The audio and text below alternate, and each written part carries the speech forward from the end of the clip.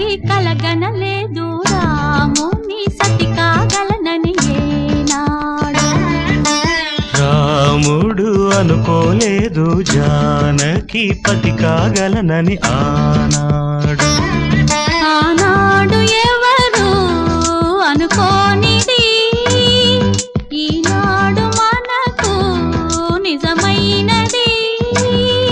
ఆ రామాయణం మన జీవన పారాయణం. రాముడు అనుకోలేదు జానకి పతి కాగలనని ఆనాడు.